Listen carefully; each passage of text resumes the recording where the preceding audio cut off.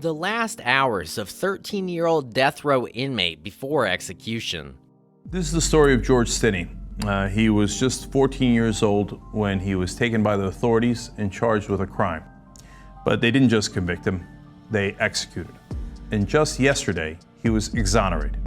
Finally, the state of South Carolina said he didn't do it. In the annals of American history, there are stories that stand as stark reminders of the injustices born out of prejudice and flawed legal systems. The tragic fate of George Stinney, a 14-year-old African-American boy, is one such story. Accused of a crime, convicted, and ultimately executed, his young life was snuffed out in the face of a deeply segregated society. However, the wheels of justice would turn years later as George Stinney was posthumously exonerated, shedding light on the grave miscarriage of justice that marked his final hours. Back in 1944, George Stinney lived in Alkaloo, South Carolina with his family. They were a poor African-American family in a time when America was deeply segregated. His father worked at a local sawmill, and their lives were filled with hardship. Little did they know that their lives would be shattered by the events that unfolded.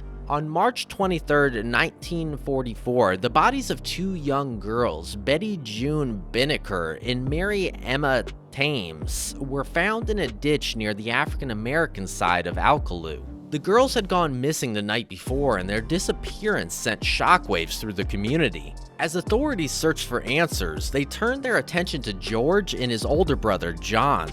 Both brothers were arrested on suspicion of murders. John was eventually released, but George remained in custody. He was isolated from his parents, unable to see them until after his trial. The trial itself was a travesty of justice. It lasted a mere few hours, and George was not provided with proper legal representation. He was alone, without the support of his family or a competent attorney. Despite there being evidence suggesting his innocence, George was convicted based on circumstantial evidence and a questionable confession.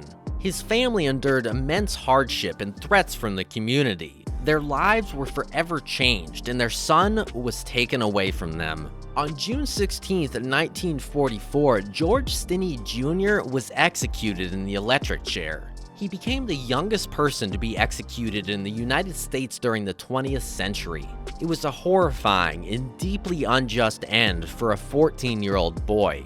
His story remained buried in history for decades, but in recent years, efforts were made to uncover the truth. In 2014, George Stinney's conviction was finally vacated by a circuit court judge. It was determined that he had not received a fair trial and that his constitutional rights had been violated. The confession that was used against him was likely coerced, and there were significant flaws in the legal proceedings. While the exoneration brought some measure of justice, it couldn't undo the irreparable damage done to George Stinney and his family. The case of George Stinney serves as a haunting symbol of the systemic racism and profound failings of the legal system that plagued America's past. While his exoneration may bring some solace, it cannot undo the irreversible damage inflicted upon him and his family. As we confront the legacies of racial injustice, it is imperative that we remember George Stinney's name and strive to ensure that the dark chapters of our history are never repeated. In his memory, let us work towards a future where justice is blind and the innocence of our youth is cherished and protected.